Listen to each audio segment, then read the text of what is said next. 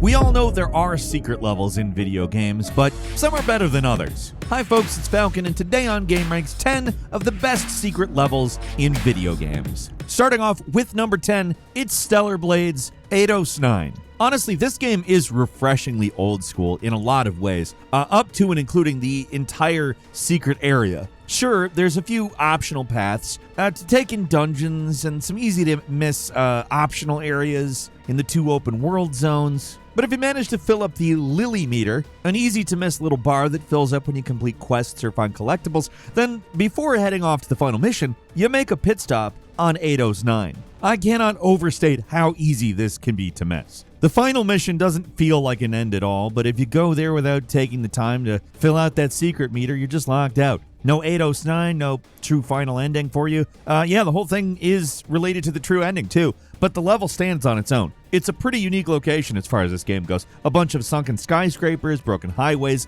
a giant roller coaster in the far end of the place. It's surprisingly big, lots of rewards to find, including new costumes, so this place is as fully featured as any other major area of the game. There's a lot of fun, very large-scale fights here, including a tricky fight against 2 horse things.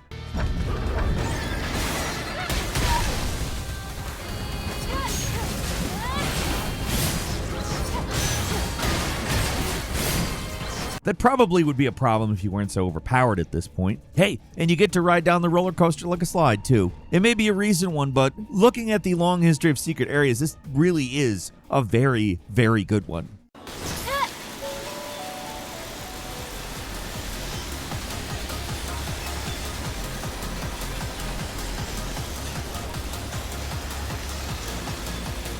At number 9 is God of War Ragnarok's Crater. This is about the last game I'd expect to find a secret area in, especially something as large as the crater.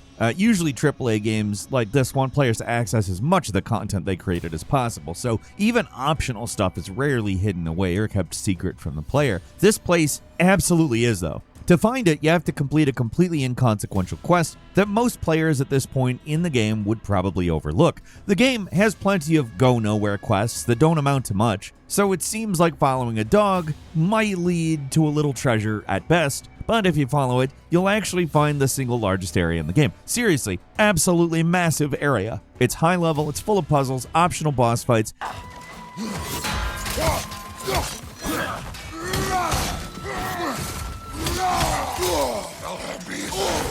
It may be my single favorite area in Ragnarok, but I do get why some people might find the existence of this place frustrating. If you're just playing the game normally, you're gonna miss it, and therefore you're gonna miss out on a ton of high-level resources you need to fully upgrade your equipment before the end of the game. The timing that you find this place is also, it totally messes up the pacing of the story. Just as things are building towards a climax, going to this place grinds everything to a halt while you spend 5 to 8 hours exploring. I get the complaints. They could have paced it out better or put it somewhere better or something, but I don't really care. It's a great area. Expansive, it's fun as hell, and it's pretty easy to overlook any of the flaws surrounding it, for me anyways.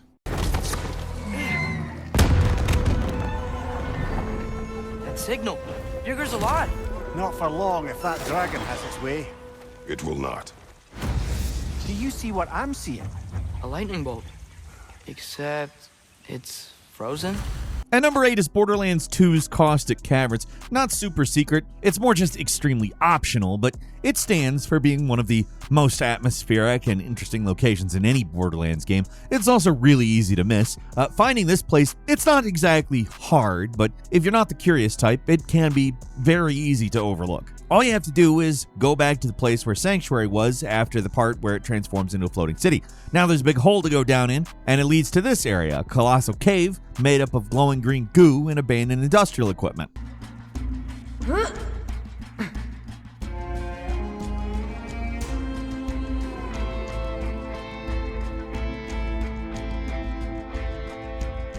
It's about the size of a standard Borderlands 2 zone, so it's pretty big. And while there's nothing essential here, it's really a joy to explore. It's got a different vibe than pretty much any other zone in the game. It's definitely not essential or anything. It's not a place you have to go or you're missing out, but it's an entertaining and visually interesting zone that's definitely worth spending time in.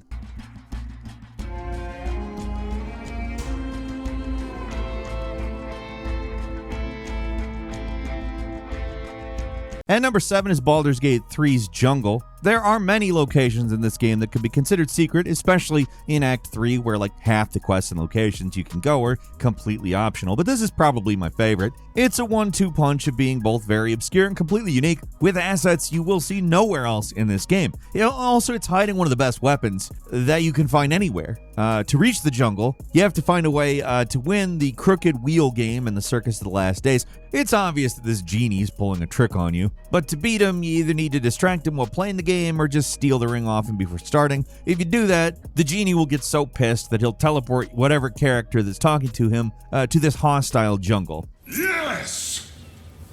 You will win the jackpot this time. I am sure of it.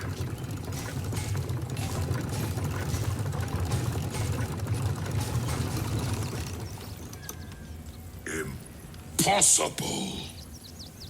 You thief! You cheated!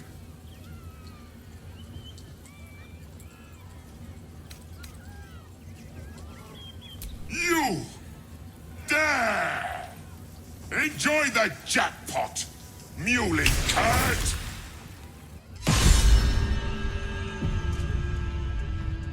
Damn that genie. Where am I?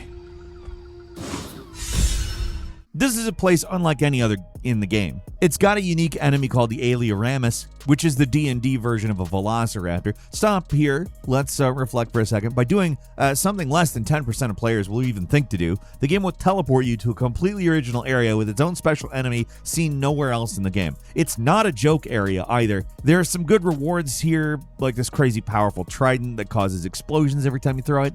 So that alone makes this place worth finding. It's really easy to miss, but it's very worth it, because where else are you going to see a jungle in Baldur's Gate?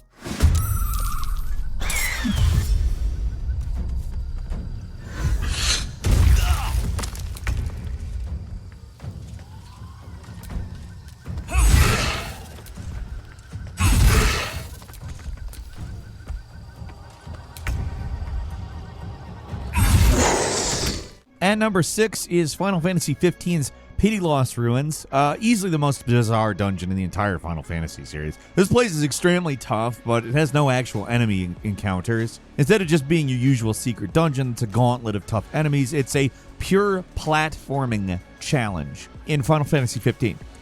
Just getting here isn't easy. You gotta unlock the flying car for one, which isn't even an obvious thing because it's totally optional and only available post-game. And to even reach this place, you have to land on a spot from far away that doesn't seem possible to land on. The thing about the flying car is that, unlike other Final Fantasy games where taking off and landing is as easy as pushing a button, in this game you need a long, flat, and unobstructed area, otherwise the car will crash. Even if you find the dungeon, then you need to find a way to get in, and the only way to do that is to overhear a random conversation from some NPCs. To make a long story short, getting into this place is not intuitive at all, and it only gets worse once you're inside. The dungeon has a nonsensical layout, it forces you to make tons of annoying and awkward jumps.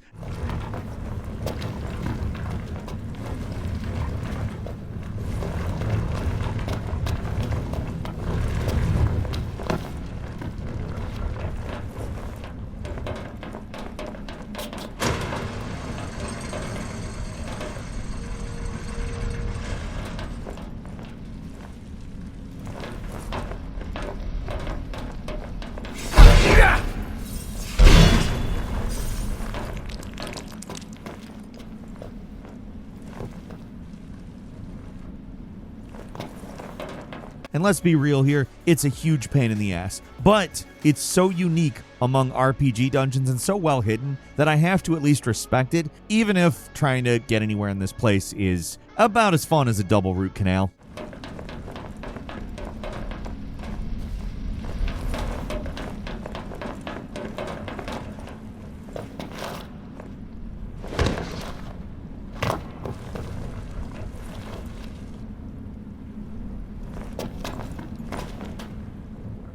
And number 5, Castlevania Dawn of Sorrow, Silence Ruins. I could have put Symphony of the Night's famous inverted castle here, but come on, how secret is that anymore, really? Everyone and their mother knows about the inverted castle. It's been talked about to death, so for this one I'm going to focus on maybe a lesser-known secret area. Not quite as initially mind-blowing as Symphony's ultimate secret, but still pretty great. Hidden in the deepest part of the castle is an area aptly named Subterranean Hell. There's a strange room where time stops. To get through here, you need a special soul that gets time moving again, and if you have it, an item that isn't necessary to beat the game, you can fully enter the Silenced Ruins. Anything about this place look familiar? Yeah, it's a recreation of the first level from Castlevania 1 on the NES, with a newly arranged version of Vampire Killer as the background music. It's pure nostalgia, hidden away in the darkest corners of the game world.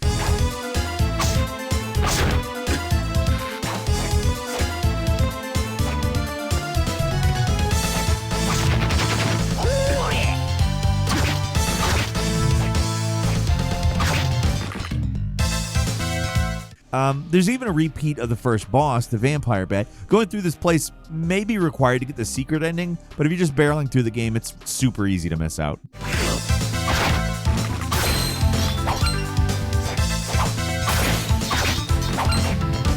And number 4 is Warcraft 3's Crossing. RTS games have a long history of some pretty memorable secret levels, and even compared to stuff like the secret ant level in Red Alert, this level holds up. This secret chapter in the Alliance campaign from the Warcraft 3 expansion, it's not too hard to find. You just need to press some buttons in the right order. Is that a Babe reference? Yeah, it's been a long time since I thought about that movie. Hey, did you know that George Miller wrote the screenplay for it? You know, the Mad Max guy, he wrote Babe. Yeah. Anyway, the level you can unlock here is pretty unique. It's a tower defense mission, and this is well before the whole tower defense game craze came and went. 2 + 3 × 12. What do you want? I'm on the job. How did that get approved? You're interrupting my calculations. Yes, I'm already on. No, not like that. Let me do it. I'll have it up in no time. Job done. There's a good reason for that, though, because tower defense started off as a custom game type made by Warcraft 3 players. That, along with Dota, were just created by players. Now, this is a pretty great mission, and they even try to justify it in the campaign rather than say it's non-canon. I'll have it up in no time. An elf would have thought of something better. No, not like that. Let me do it. 2 + 3 × 12. What do you want? I'll have it up in no time. How did that get done? And number 3 is Donkey Kong Country 2's Lost World. This one mostly gets by on the strength of the visuals and soundtrack, but you gotta give it to Rare because that stuff goes hard. The optional bonus world is kinda DKC2's version of Mario's special stages, the extra hard bonus levels that push your platforming skills to the limit. Getting here is not super hard compared to other secret worlds, you just need to spend enough coins to get in. But getting all these things is not easy, and the actual hidden stages within can be brutally tough. That's not why we're here, though. We're here for all the Sinister as Hell soundtrack stuff.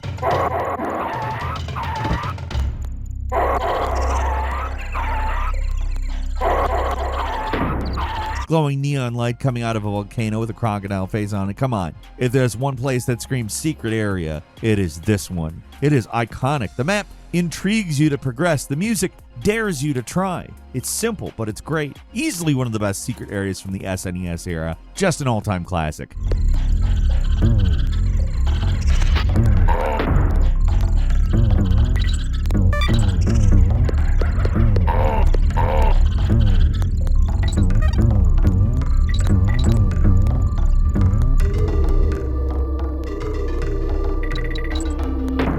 And number 2 is Elden Ring, the Halig Tree. Gotta put a Souls game in here somewhere, right? If there's one series synonymous with secrets in the modern era, it is this one. They somehow managed to top themselves in Elden Ring with not just a secret area, but an entire secret region. It's truly absurd just how much stuff in Elden Ring is hidden away. If we're being generous, you could describe half the game as a secret. Like, they went truly above and beyond here. Anyone who played the game for the first time probably reached the Mountain of the Giants, ran around for a while, started to wonder just how the hell you're supposed to reach this huge section of the map. Well, normally there is no way. The only way to get to this area, known as the Consecrated Snowfield, is to find 2 pieces of a secret medallion.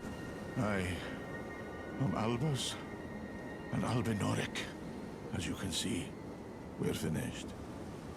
The whole village is finished. The cursemongers have destroyed everything. No one that remains has their wits about them. I beg you. Would you look after this medallion? You must keep it out of the cursemongers' hands. One of them makes some kind of sense, but the other one, good luck. Once you get here, you have to endure a vision-obscuring snowstorm, a town filled with invisible black knife assassins and archers that will make you want to claw your eyes out, and finally, an entrance to the main event, the Halleck Tree, an enormous, multi-stage legacy dungeon which starts you at the top of a gigantic tree as you travel all the way down to the bottom to find an infamously difficult boss. This place is one that everyone has heard of. The boss is one that everyone knows about. Even people who have never even touched a Souls game before, but actually getting there is a huge challenge. When you're actually there, it's one of the most visually interesting and varied dungeons in the game, on top of being absolutely massive. It's one of the highlights of the entire experience, and to even find it, you need to go through multiple layers of secrets.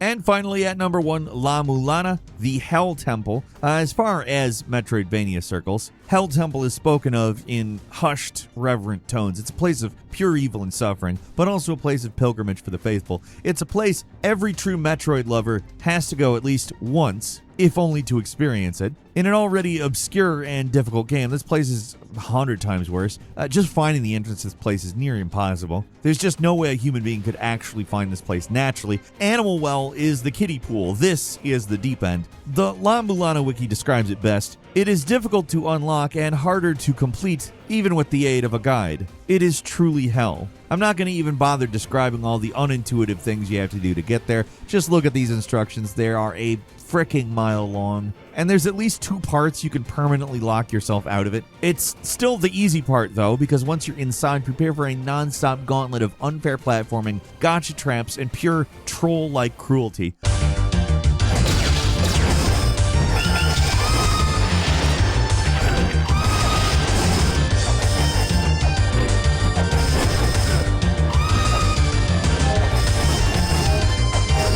So what makes it such a good secret level? Well, you gotta respect the work and ingenuity it took to even build this place. There's multiple unique events that trigger just to reach it, and once you're inside, there's new bosses to fight if you manage to get that far anyways. It's all absurdly hard stuff that only a fraction of the already small fan base is ever going to see. But they put just as much work here as any other place in the game, if not more. Even if I don't like it, I have to at least respect it.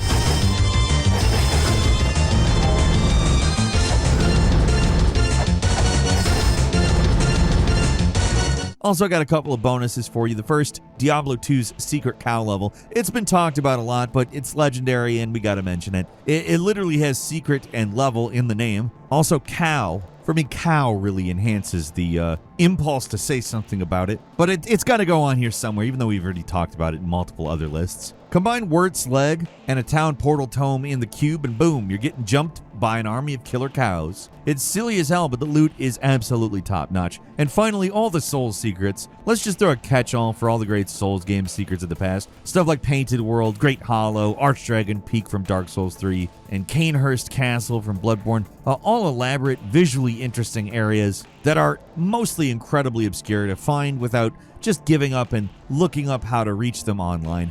For the handful of people who managed to reach Archdragon Peak on their own, I salute you. Seriously, doing an emote in a totally random part of an unrelated level, that's how you're going to hide your secret level. With not 1 but 2 major bosses, just do you, I guess. And that's all for today. Leave us a comment, let us know what you think. If you like this video, click like. If you're not subscribed, now's a great time to do so. We upload brand new videos every day of the week. Best way to see them first is, of course, a subscription, so click subscribe. Don't forget to enable notifications, and as always, we thank you very much for watching this video. I'm Falcon. You can follow me on Twitter, Falcon the Hero. We'll see you next time, right here on GameRanx.